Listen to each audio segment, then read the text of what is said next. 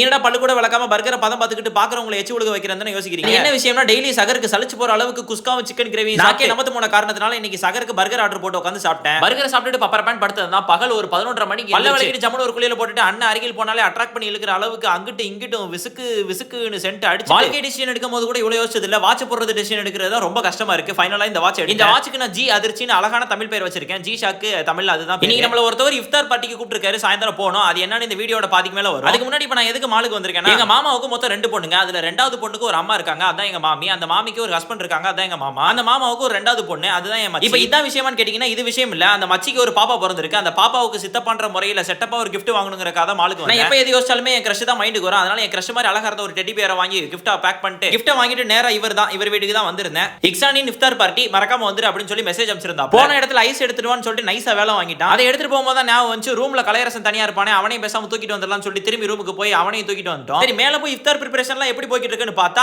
6:30க்குலாம் நோம்பு திறக்கணும். இவனுக்கு 6:25க்கு தான் வேலையவே ஸ்டார்ட் பண்ணிருக்கானுங்க. வாட் எ டெடிகேஷன் அப்படின்னு யோசிச்சுக்கிட்டே போய் இன்னைக்கு நம்ம நோம்பு திறந்த மாதிரி தான்ன்ற மாதிரி இருந்துச்சு. ஆனா எப்படியோ அந்த இந்த குட்டிக்காரன் அடிச்சு கரெக்டான டைம்ல எல்லாத்தையுமே ப்ரிப்பேர் பண்ணி முடிச்சிட்டாங்க. விழாவை சிரிப்பிக்கிறதுக்கு சும்மா ஒரு 40ல இருந்து 50 பேர் கிட்ட வந்திருந்தாங்க. மெயின் மேட்டர் என்னன்னா நமக்கு ஃபேவரட்டான சமோசா வச்சிருந்தானுங்க, which is appreciable. எல்லாரும் ஒரு பக்கம் நோம்பு திறந்துகிட்டு இருக்காங்க. இவன் வேற ஒரு சரியான சம்பவம் பண்ணி விட்டான். கழுத்துல பெல்ட் மாட்டி அதை ஒரு இடத்துல கட்டி போட்டு வச்சிருந்தாங்க. திடீர்னு பார்த்தா செவுரு மேல ஏறி நின்று கீழே குதிக்க பார்த்தா தம்பிக்கு ஆயுசு கட்டி அதனால பொழச்சிக்கிட்டாப்ல. அப்படியே நைட் சாப்பாட்டுக்கு பரோட்டாவும் சிக்கன் வச்சிருந்தாங்க. சாப்பிட்டுட்டு ஜம்முன்னு நாளை முடிச்சு. மறக்காம ஃபாலோ பண்ணிக்கோங்க. நாளைக்கு வீடியோல சந்திக்கிறேன்.